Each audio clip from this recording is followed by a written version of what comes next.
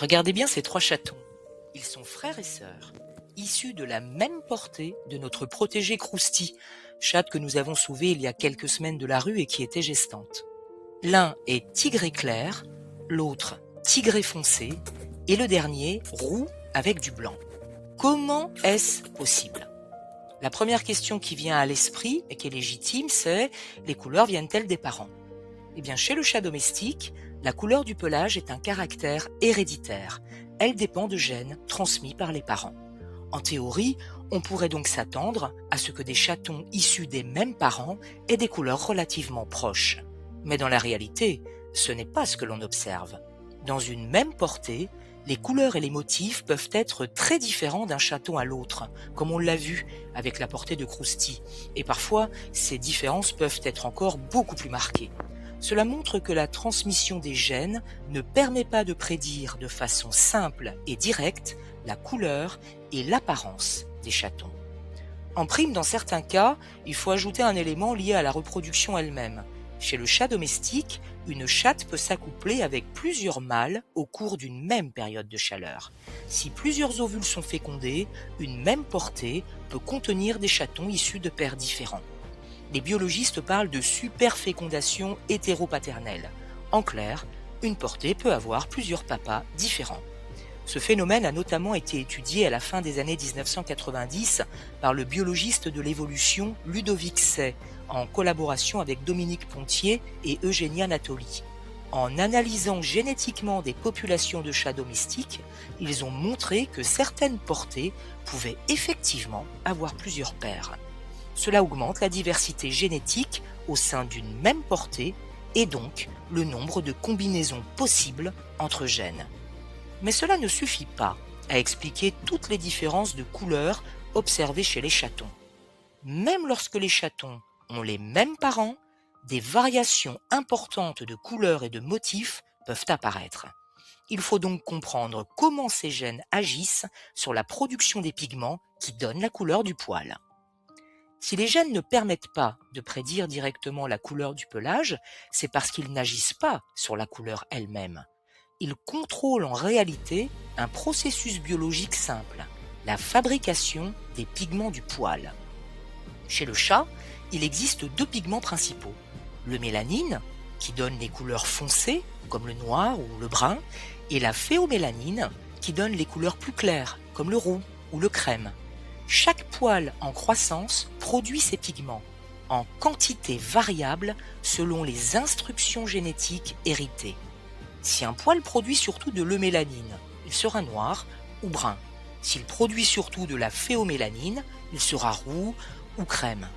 Et si la production de ces pigments varie selon les zones du corps ou au cours de la croissance du poil, eh bien on obtient des motifs et des couleurs très différents. C'est ce fonctionnement simple qui explique la diversité des couleurs chez le chat. Ces mécanismes ont été étudiés en génétique des mammifères par le généticien Gregory Bartsch, qui a travaillé sur les bases génétiques de la coloration chez les animaux domestiques. Ces travaux ont permis de relier directement des variations de couleurs à des variations dans la production de ces deux pigments.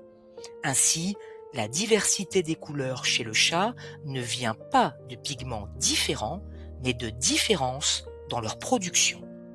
Avant de nous intéresser à des cas particuliers, comme les chats roux, les chats siamois ou les chats tout blancs, une toute petite parenthèse. Le Copa Guadeloupe est une association de protection animale 100% bénévole. Regarder nos vidéos jusqu'au bout, c'est déjà une manière concrète de soutenir nos actions et de nous aider à sensibiliser toujours plus de monde. Allez, on repart tout de suite avec le mystère des chats roux, parce que parmi toutes les couleurs de chat, le roux, il a une particularité importante.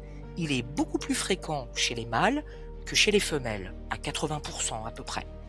Ce simple fait indique que le mécanisme génétique en jeu n'est pas le même que pour la plupart des autres couleurs.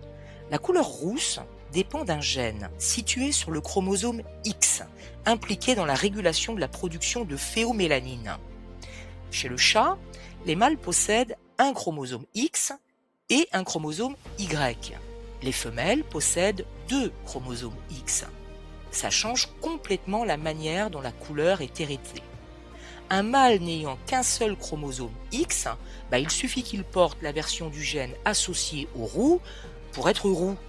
Une femelle, en revanche, possède 2 chromosomes X. Elle doit donc recevoir cette version sur ces 2 chromosomes pour exprimer entièrement la couleur rousse. C'est ce mécanisme génétique qui explique pourquoi les chats roux sont majoritairement des mâles. Ce fonctionnement a été confirmé par la génétique moderne du chat domestique qui a identifié le locus responsable de cette couleur sur le chromosome X. Des travaux de génétique féline et de génomique ont permis de relier ces différences de couleurs à des mécanismes d'héritage liés au sexe.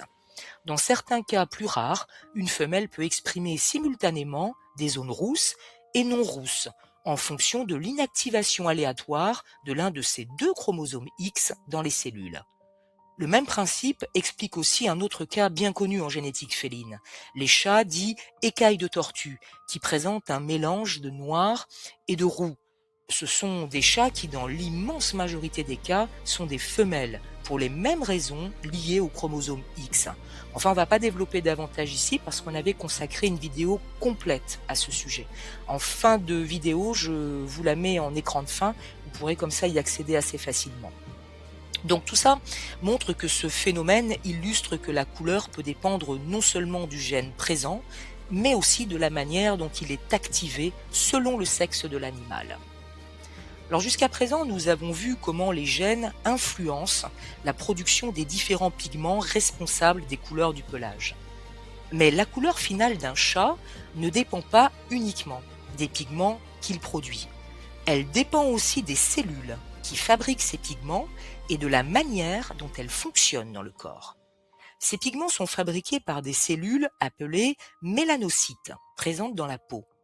2 paramètres principaux influencent alors la couleur finale: le fonctionnement des mélanocytes et leur répartition dans le corps.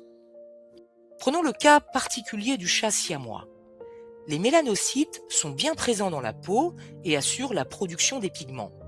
Mais leur fonctionnement est modifié par une variation génétique d'un gène, le tyrosinase, impliqué dans la fabrication de ces pigments.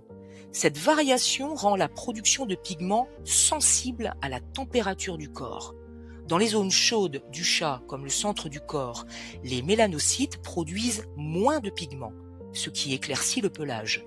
Dans les zones plus froides, comme les oreilles, les pattes ou le museau, ils en produisent davantage, ce qui fonce la couleur du poil. Chez certains chats, les mélanocytes ne se répartissent pas de façon uniforme pendant le développement. Certaines zones du corps n'en contiennent pas. Alors dans ces zones qui ne contiennent pas de mélanocytes, aucun pigment n'est produit, ce qui crée des zones blanches dans le pelage. Et chez les chats entièrement blancs, ce phénomène est généralisé. Les mélanocytes sont absents de la majeure partie de la peau. Comme ces cellules produisent les pigments, leur absence entraîne un pelage entièrement blanc. La couleur d'un chat ne dépend donc pas seulement des pigments qu'il produit ou des gènes qu'il hérite de ses parents. Elle peut aussi être influencée par la manière dont ces pigments sont fabriqués dans différentes parties du corps ou par la présence même des cellules qui les produisent. C'est ce qui explique des particularités comme la robe du siamois ou l'apparition de zones blanches dans le pelage. Alors pour répondre à la question qu'on se posait au début, pourquoi est-ce que des chatons issus des mêmes parents peuvent avoir des couleurs aussi différentes ? Parce que derrière ce qui nous semble n'être qu'une couleur de pelage se cache en réalité toute une série de mécanismes biologiques. Les gènes hérités des parents influencent les pigments produits. Certains gènes sont portés par le chromosome X, d'autres modifient la répartition des couleurs, tandis que certaines particularités génétiques peuvent transformer l'apparence finale du pelage. Au final, chaque chat est une combinaison génétique unique. Et c'est ce qui explique qu'au sein d'une même portée, on puisse parfois observer des chatons qui ne se ressemblent presque pas. Alors la prochaine fois que vous croiserez un chat roux, noir, écaille de tortue ou un siamois, vous saurez qu'il ne s'agit pas seulement d'une question de couleur. C'est aussi le résultat d'une histoire génétique fascinante. Si cette vidéo vous a appris quelque chose, vous pouvez nous aider très simplement en la partageant autour de vous, en laissant un commentaire ou en cliquant sur j'aime. Ces gestes prennent juste quelques secondes, mais ils permettent à nos vidéos d'être vues par davantage de personnes. Et plus notre association est visible, plus nous pouvons faire connaître nos actions de protection animale et aider des chats comme Krusty et ses chatons. Merci à toutes celles et tous ceux qui nous soutiennent et à très bientôt pour une nouvelle vidéo.